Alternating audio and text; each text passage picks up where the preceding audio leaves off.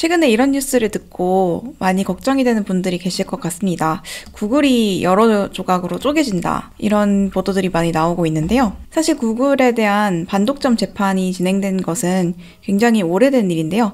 최근에 두 소송 모두에서 구글이 독점 행위를 했다라고 법무부의 손을 들어줬거든요. 그 이후로 법무부가 구글을 쪼개야 한다라고 요구했던 내용들이 실제로 법원에서 명령으로 내려질 가능성이 점점 높아지고 있기 때문에 이런 소식들이 나오고 있습니다. 그래서 오늘은 이 재판의 향방이 도대체 어떻게 되어가고 있는지 한번 살펴보려고 해요. 최근 이슈가 불거지기 시작한 것은 4월 17일이었습니다. 이때 사실 작년에도 이 검색 부문에서, 정확히 말하면 이 검색 엔진 부문에서 구글이 독점 행위를 하고 있다라는 그런 판결이 나오기도 했는데요. 지난 4월 17일에도 광고사업 부문에서 구글이 독점 행위를 했다라는 그런 판결이 나오면서 이슈가 더 불거졌습니다. 올해 알파벳 주가 흐름을 보면 그렇게 좋지가 않아요. 2월을 고점으로 계속 주가가 하락하고 있는데요. 물론 이 중간에 관세 이슈를 비롯해서 여러 가지 거시경제 상황이 반영되어서 주가가 하락한 부분도 있지만 최근 들어서 이 4월 중순 이후로 주가가 올랐다가 떨어졌다를 반복하는 것, 특히 최근 며칠 동안 주가가 이렇게 크게 하락하는 거를 보면 구글의 소송과 큰 연관이 있습니다. 이렇게 주가가 많이 떨어지면서 구글의 밸류에이션이 저평가 구간에 접어들었어요. 여기 적정가가 $242로 책정이 되어 있는데 지금은 무려 $150 선까지 떨어졌죠. 그래서 단순히 저평가일 뿐만이 아니라 거의 매우 재평가된 수준까지 이르렀습니다. 그래서 이제 구글이 마주한 기업 강제 분할 리스크가 도대체 얼마나 되는지, 어떤 내용인지도 한번 살펴보려고 하는데요. 우선 2020년 이후 이 소송 타임라인을 총 정리를 해봤습니다.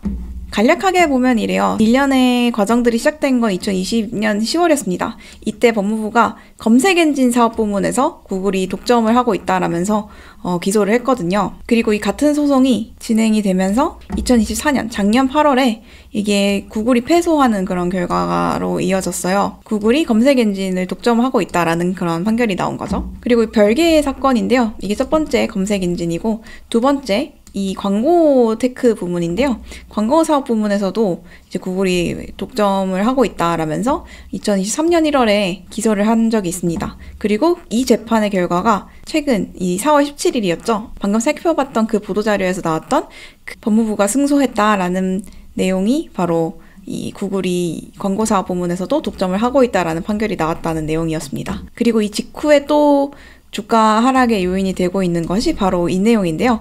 바로 검색엔진 사업 부문에서 구글이 독점을 하고 있으니 이 사태를 해결하기 위한 구제책을 법원에서 이제 결정을 하기 위해 재판을 진행 중인데요. 독점 혐의에 대해서 구글이 패소한 만큼 이 구제책 또한 법무부가 해달라는 그런 요청이 받아들여질 가능성이 굉장히 높다고 여겨지고 있어요. 네, 그래서 방금 말씀드렸던 거를 간단하게 정리하면 이런 내용입니다. 검색 부문과 광고 부문이요. 근데 뭐 검색 엔진 부문은 어떤 내용인지 다들 아실 거예요. 구글링 하다라는 단어가 이렇게 미국에서 동사화가 됐을 정도로, 그리고 우리나라에서까지 이 구글링 하다라는 단어가 사용될 정도로 검색 엔진 점유율이 굉장히 높다라는 게 문제가 되고 있는 거고요. 광고 부문은 좀 생소하신 분들도 있을 텐데요.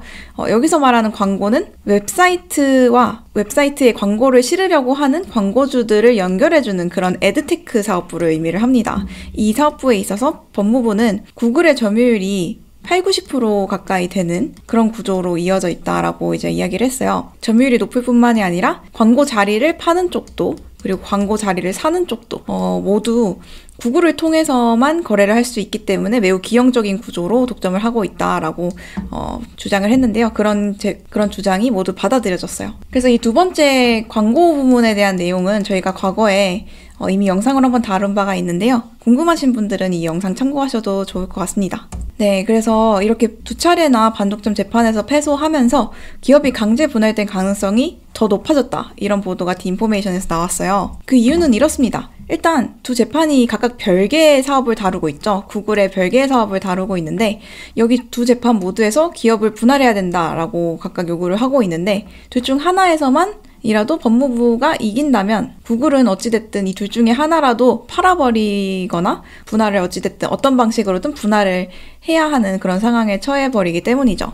그래서 한쪽이 무사하더라도 다른 한쪽은 무사하지 않을 수 있는 그 결과 구글이 100%였던 구글이 뭐 80%만 남는다던가, 록펠러나 AT&T처럼 크게 조각조각 나버리는 그런 결과까지는 아니더라도 구글이 어느 정도는 기존 사업을 잃을 수 있다라는 겁니다. 우선 첫 번째 케이스였던 이 검색 엔진 관련된 재판을 한번 살펴볼 건데요. 법무부의 요구사항이 도대체 무엇이 있었는지를 살펴볼게요. 네, 법무부의 요구사항은 크게 5가지가 있었습니다. 일단 배포와 관련된 사업에 구제책이 필요하다라고 요구를 했고, 두 번째 크롬 브라우저 사업을 매각을 해야 된다. 매각 또는 분할을 해야 된다라고 얘기를 했고요. 세 번째 데이터 사업에서도 구제책이 필요하다. 데이터를 공유를 해라 라는 그런 취지의 구제책이 필요하다라고 얘기를 했고요. 광고 사업 부분에 있어서도 광고와 관련된 정보를 쉐어하라 라고 얘기를 했고, 그리고 마지막으로는 앞서 이야기했던 이런 요구사항들을 우회할 수 없도록 방지하는 그런 조항도 필요하다라고 얘기를 했어요. 그런데 이 중에서 매출에 좀 직접적으로 타격을 입힐 만한, 그리고 장기적으로 구글에게 손해가 될 만한 그런 내용들을 뽑아서 살펴볼 건데요. 이 앞에 3개를 살펴보려고 합니다. 우선 첫 번째, 배포 관련 이제 구제책이에요. 솔직히 배포 사업이 뭔가 이거가 궁금하실 텐데요. 배포라고 하면 널리 퍼뜨리는 거잖아요. 검색 엔진도 하나의 기본적인 엔진이 있을 겁니다. 근데 이 엔진은 웹에 이제 장착이 되어 있죠. 근데 사람들이 웹에 접속하는 포인트가 여러 가지일 거예요. 가장 우리가 잘 알고 있는 건 뭐 마이크로소프트 엣지나 크롬이나 뭐 네이버 메일 이런 브라우저들을 통해서도 웹에 접속을 할 수 있고요. 웹을 통해서 엔진에 접속을 할 수 있고요. 아니면 위젯을 통해서, 검색 위젯을 통해서 또 이 검색 엔진에 접근을 할 수가 있고, 위젯이 아니면 이 검색을 위해서 만들어진 전용 어플이 있을 거고요. 제미나이 앱 같은 것들도 이런 검색 엔진에 접속하는 여러 가지 액세스 포인트라고 할 수 있죠. 접속 포인트라고 할 수 있는데요. 이렇게 여러 가지 채널을 통해서 검색 엔진을 배포하는 걸 distribution business 뭐 이런 식으로 얘기를 하는 것 같습니다. 이 배포 사업에 있어서 가장 문제가 됐던 거는 이 default payments라는 겁니다. 이 default payments가 뭔지를 한번 살펴볼 건데요. default라는 거는 애플과 삼성과 같은 그런 모바일 기기 제조사들이 있죠. 이 제조사들이 각각 뭐 아이폰이랑 이제 갤럭시 이런 핸드폰에다가 기본 검색 엔진으로 구글을 다 탑재를 해놨거든요. 그런데 이 회사들이 구글이 유명하다고 그냥 공짜로 기본 엔진으로 탑재해 준 게 아닙니다. 다 돈을 받고 이렇게 해준 거거든요. 그러니까 구글이 애플과 삼성에게 돈을 줬다 이 이야기죠. 기본 브라우저로 채택하도록 만들기 위해서요. 그래서 앞으로는 이들에게 이제 구글을 사용하도록 그런 대가를 지불하지 못하도록 금지를 해달라라고 요청을 했어요. 그리고 두 번째는 이 안드로이드와 관련된 건데요.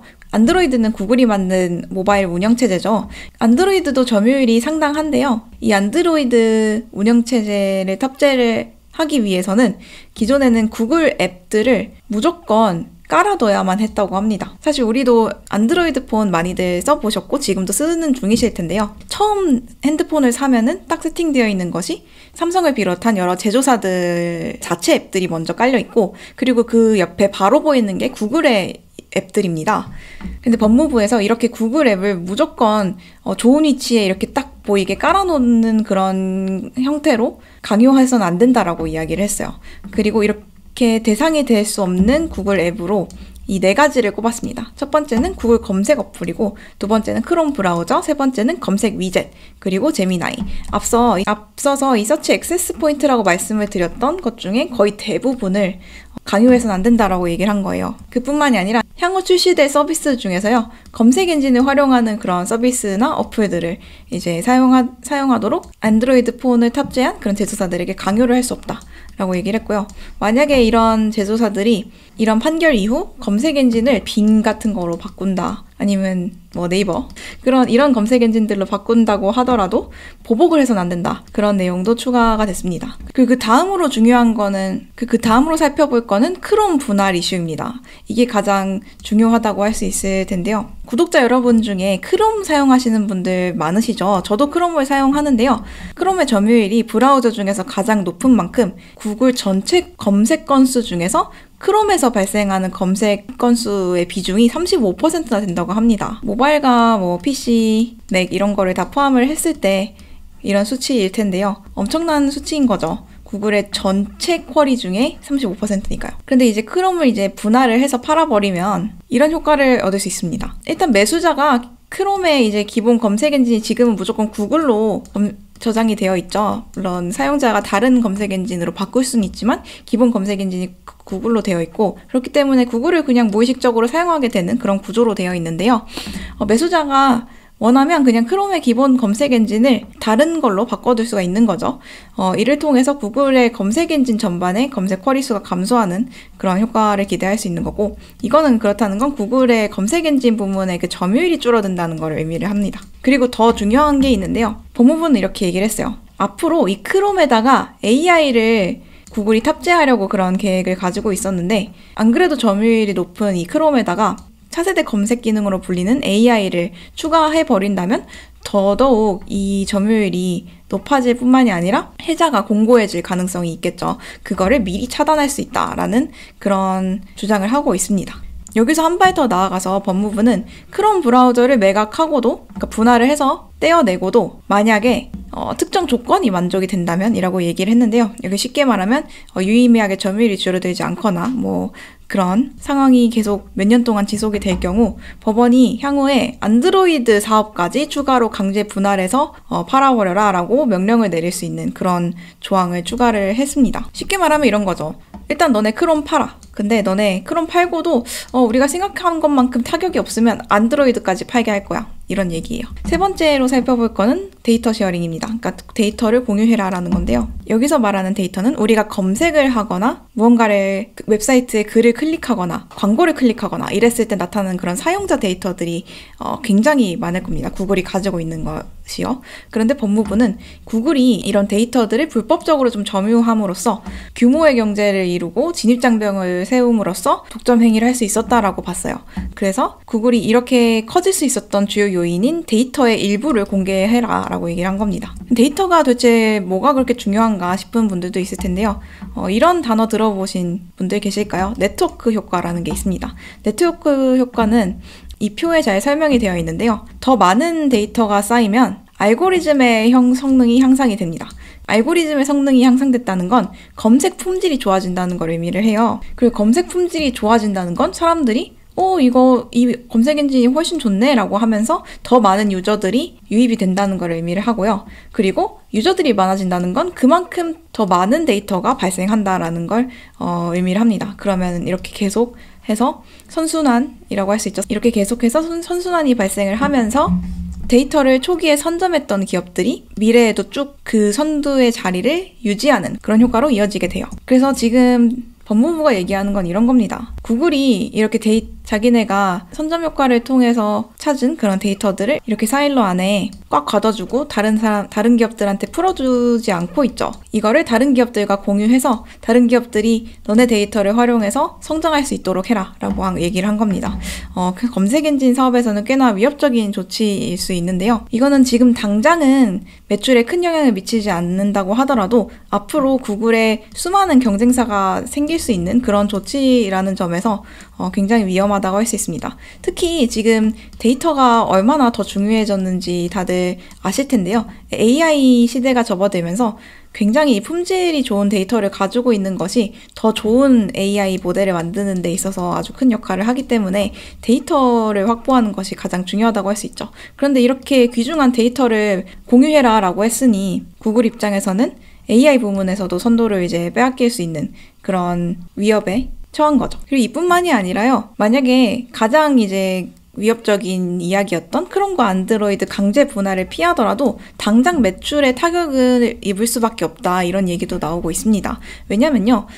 첫 번째 살펴봤던 배포 사업과 관련된 구제책에서 나왔던 기본 검색 엔진과 관련된 내용이에요. 2020년에 구글 내부에서 추산한 바에 의하면 애플과 삼성기기 사실 이 두 가지 얘기를 했는데 여기서 추산한 거는 애플만 포함하고 있긴 합니다. 만약에 애플 기기의 기본 검색 엔진에서 구글이 제외될 경우 매출이 282억에서 327억 달러 하락할 것으로 추산을 했어요. 굉장히 큰 규모로 매출이 하락하는 겁니다. 그런데 앞에서 구글이 이 애플한테 이렇게 기본 검색 엔진으로 채택되기 위해서 대가를 준다고 했었잖아요. 그 대가로 준 돈이 2022년에 이제 지불한 돈이 200억 달러입니다. 근데 200억 달러라는 돈은 사실 이거랑 비교해서 보면 그래도 생각만큼 크진 않네라고 생각하실 수도 있는데 이건 연간 매출이고요. 이건 다년간 계약입니다. 그래서 $200억 달러를 세이브를 하더라도 이게 빠진 만큼 앞으로는 이런 손실이 매년 나타난다는 거니까요. 굉장히 큰 손실이라고 할 수 있죠. 그럼 다음으로 이 두 번째 재판이었던 광고 부문, 에드테크 부문의 독점 재판도 한번 살펴볼게요. 이것도 유죄가 나왔는데 아직은 이 구제책에 관련된 재판이 시작되진 않았습니다. 이건 재판기일이 9월로 잡혀 있는데요. 본격적으로 재판이 시작되기 전에 법무부에 이 프로포설이 나왔습니다. 5월 5일에 공개가 됐어요. 이 재판에서도 법무부가 강하게 기업 분할을 주장을 하고 있습니다. 구글에서 떼어낼 곳으로 에드엑스 광고거래소와 DFP 퍼블리셔 광고 서버 이 두 가지를 들었어요. 일단 에드엑스는 당장 분할하라고 했고요. DFP 같은 경우는 단계적으로 분할하라고 이야기를 했습니다. 그런데 이 두 가지가 도대체 뭔지 잘 모르실 거예요. 저도 2023년에 이거 영상을 다루기 전까지 잘 몰랐었는데요. 간단하게 설명을 드릴게요. 우선 온라인 광고 시장은 이렇게 돌아갑니다. 여기서 퍼블리셔라고 하면 웹사이트 주인을 얘기를 하고요.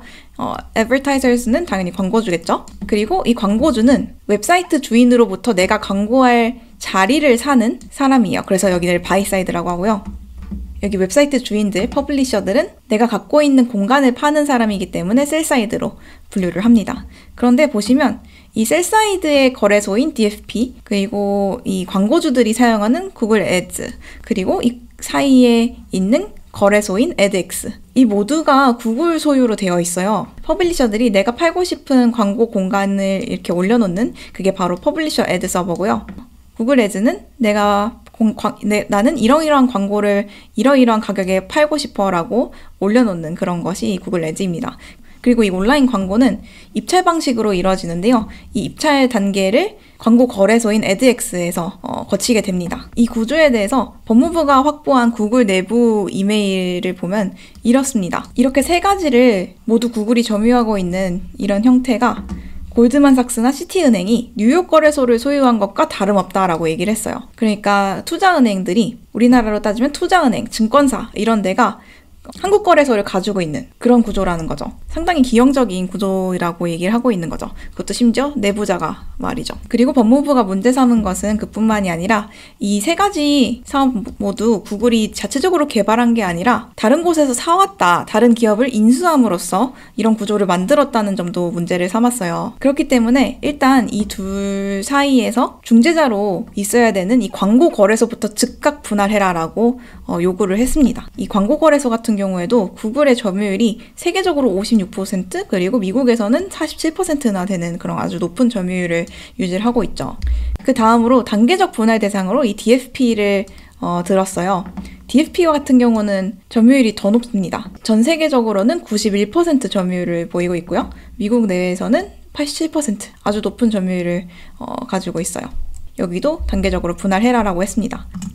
그래서 전체적으로 봤을 때는 여기 바이사이드 광고주들의 측면에서 사용하는 이 구글 애드 같은 경우는 남아있긴 합니다. 여기도 점유율이 높긴 하지만 이 자체적으로 높은 점유율을 문제 삼기보다는 이 전체 광고 시장 자체를 점유해버린 그런 형태가 문제가 있다라고 판단을 한 것 같아요. 근데 구글 입장에서는 또 1심에서 유죄 판결이 났다고 가만히 앉아서 받아들일 수는 없는 노릇이죠. 그래서 구글은 이런 구제책들에 대해서 미국 경제에 악영향을 미칠 뿐만이 아니라 미국이 지금 기술력을 선도를 하고 있는데 그럼 미국의 기술 선도력에도 해악을 미칠 것이다 라고 얘기를 했습니다. 그러면서 항소할 계획이다 라고도 이야기를 했고요.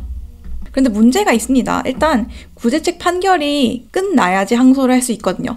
1심이 아직 끝난 게 아니기 때문입니다. 1심에서 룰링이 나오긴 했어요. 유죄 판결이 나오기는 했는데 여기서 끝이 아니라 어떻게 이걸 해결할 것인지를 다루는 이 레메디 판결까지 나와야지 1심이 종료가 되거든요.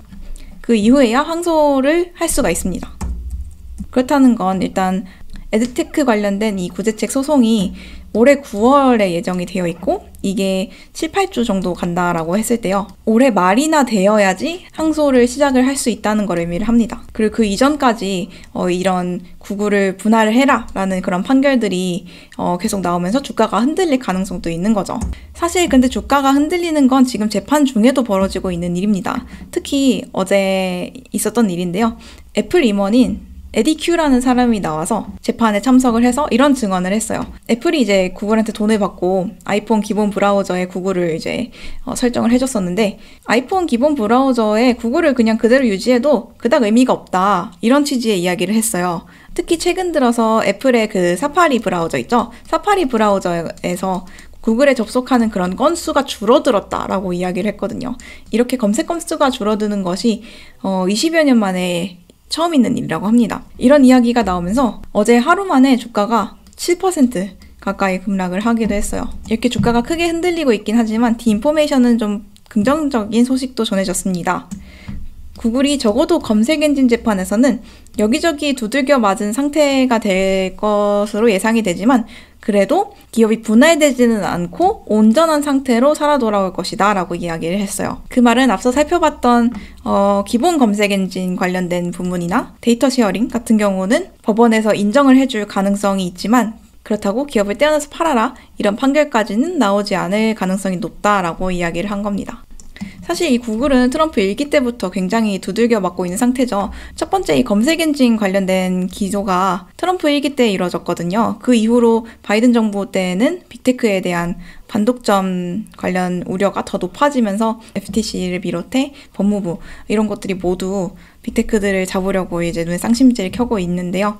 그런 와중에 구글은 두 가지 재판에서 모두 유죄가 나와버렸습니다. 모두 독점을 하고 있다라고 그게 인정이 되어버렸어요.